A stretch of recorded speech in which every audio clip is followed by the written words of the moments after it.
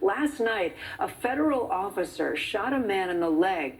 DHS says the officer was allegedly attacked with a shovel during an attempted traffic stop. That incident came exactly 1 week after the deadly shooting of Renee Hood by an ICE officer. Wednesday night shooting set off a new...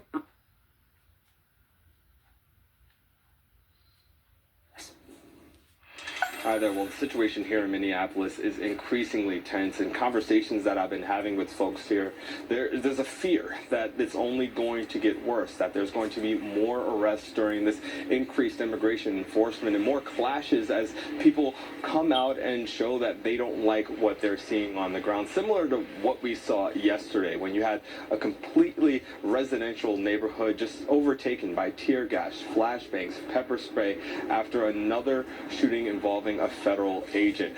DHS says officers were trying to enforce an arrest against a Venezuelan immigrant. They say that the struggle ensued, that this agent was attacked and ambushed by two other individuals who came out of a house. That's what led to a shot ultimately being fired. That situation is now being investigated, we know, not just by ICE, but also by state agencies that we saw at the scene going through and poring over evidence in that area. We know President Trump this morning referenced the increase in violence that we're seeing, saying and threatening that he may invoke the Insurrection Act that he says would allow him to bring federal troops here to stop the protests and, in his words, protect ICE agents. And we know Minnesota's governor on social media today making a direct appeal to the president, asking him to turn down the temperature, and also talking to Minnesota residents, saying that now is not the time to fan the flames that we've been seeing. So really tense moments that we have here in Minneapolis, concerned that we are just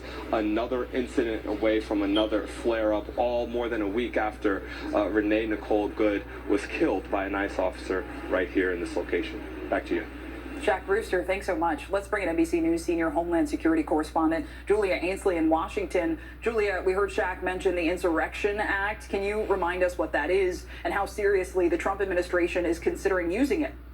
Well, it's a law from the early 1800s, and if the president invokes the Insurrection Act, he's supposed to do it to either repel an invasion, it's something we thought he might use at the southern border during his campaign, or to suppress an insurrection. That would be his argument to use it in Minnesota, and he's using it, at least his rhetoric says, as a last resort if he can't get the cooperation of state and local law enforcement in Minnesota and Minneapolis, which doesn't appear to be happening anytime soon. Now, Secretary of Homeland Security Kristi Noem was asked about this and how seriously the White House might be taking this earlier today. Listen to what she said. I discussed with the president this morning several things that we are dealing with under the department and different operations. We did discuss the Insurrection Act. He certainly has the constitutional authority to utilize that. My hope is that this leadership team in Minnesota will start to work with us to get criminals off the streets. And of course, the Insurrection Act would allow the president to work around laws that prohibit the military from being used to enforce domestic law. And so National Guard that we've previously seen assisting and really standing on the sidelines would then be able to arrest and use their weapons. This is something that, of course, could be challenged in court if the president decides to go that route. And Julia, you have some new exclusive reporting about the way ICE recruited people and maybe an error. What have you learned? Yeah, that's right, Kate. This was this summer when there was that huge surge to hire 10,000 more ICE officers, and an AI tool was used to categorize people based on whether or not they had any previous law enforcement experience. And we understand that this tool miscategorized people who did not have law enforcement experience and instead sent them to a 4-week online course rather than the 8-week in-person course that requires things like how to handle a weapon, a legal class, and physical fitness test. Now the agency is manually going through those who were sent out into the field and labeled as law enforcement so that they can bring them back and give them the proper training. It's unclear how many of those actually went out onto the streets, but they were sent to field offices to begin work. Julia Ainsley reporting for us. Thanks so much. The Pentagon says it has seized another oil tanker in the Caribbean linked to Venezuela. The Defense Department shared this video on X this morning, saying the seizure happened, quote, without incident. Portions of this video were blurred before being made public. This is at least the 6th oil tanker carrying Venezuelan oil that the United States has seized in recent weeks. It all comes as Venezuela's opposition leader, Maria Corina Machado, meets with President Donald Trump and a few senators today. Let's bring in NBC News senior White House correspondent Garrett Haake at the White House. Garrett, let's begin with that oil tank. What more are we learning about the seizure, and remind us why the administration says it's seizing these tankers? Yeah, Kate, this is the Veronica seized today. This one by the military as opposed to the Coast Guard or under a law enforcement action. But it's all part of the effort by the Trump administration to essentially take control of the oil trade in an administration.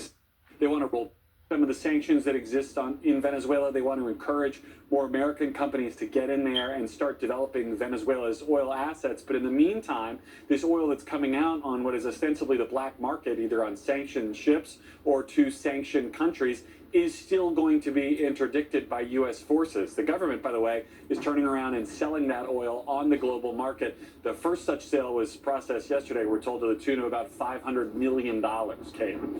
And Garrett, what more can you tell us about the president's meeting today with Venezuela's opposition leader?